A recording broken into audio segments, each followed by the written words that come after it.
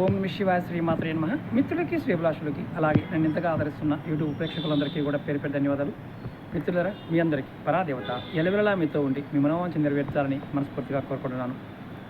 మనం 2025 సంవత్సరం రాబోతుంది. చాలామంది గురువుగారు ఈ సంవత్సరం ఆర్థికంగా ఇబ్బందులు వస్తాయి, మానసికంగా ఇబ్బందులు వస్తాయి, అలాగే ప్రాకృతికపరంగా ఇబ్బందులు వస్తాయి అంటున్నారు. అలాంటి ఇబ్బందుల నుండి, ఆర్థికమైన ఇబ్బందుల నుండి తొలగిపోయి కోట్ల రూపాయలు సంపాదించే శక్తి సామర్థ్యాలు మాకు కలగాలంటే ఏం చేయాలని అడిగారు. మీకు నేను చూపిస్తున్నాను రావి చెట్టు. మీరు ఎవరైనా సరే ఈ ఉపాయాన్ని ప్రతిరోజు చేయవచ్చు. దీన్ని శుక్రవారం నాడు మొదలు పెడితే చాలా విశేషంగా పనిచేస్తుంది. ప్రతిరోజు కూడా ఈ ఉపాయం చేయవచ్చు. ప్రతిరోజు మధ్యాహ్నం 12 గంటల సమయంలో ఈ ఉపాయం చేయాలి. మీరు ఏం చేస్తారంటే ఒక రాగి చెంబు తీసుకోండి.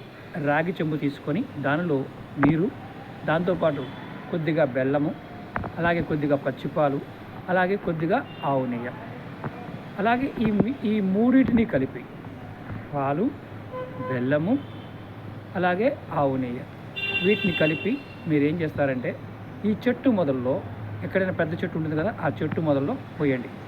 అలాగే ఎవరికైతే దుష్టశక్తులు వీటితో బాధపడుతున్నారు అనుకోండి, వీటితో పాటు ఒక 5 లవంగాలు, 5 లవంగాలు కలిపి ఈ మూడింటితో పాటు కలిపిపోయండి.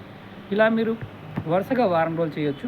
లేదు మీకు సమస్యలతో బాధపడుతున్నప్పుడు కంటిన్యూగా మీరు చేయొచ్చు. దీనివల్ల ఎటువంటి సమస్యనే తొలగిపోతుంది.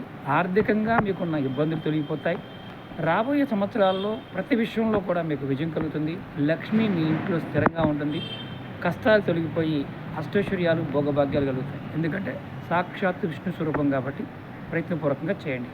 అలాగే మీకు ఈ వీడియో నచ్చినట్టు లైక్ చేయండి, ఛానల్ సబ్స్క్రైబ్ చేసుకోండి, పక్కనే ఉన్న గంట సింబల్ని యాక్టివేట్ చేసుకొని 10 మంది మిత్రులకి షేర్ చేయండి.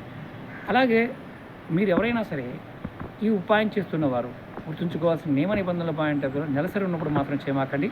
మిగతా సమయంలో ఎవరైనా ఎప్పుడైనా చేయవచ్చు. కానీ మధ్యాహ్నం 12 గంటల సమయంలో మాత్రమే ఈ పరిహారం చేయండి. ఓకే మిత్రులారా, ఓం నమః శివాయ శ్రీమాత్రే నమః.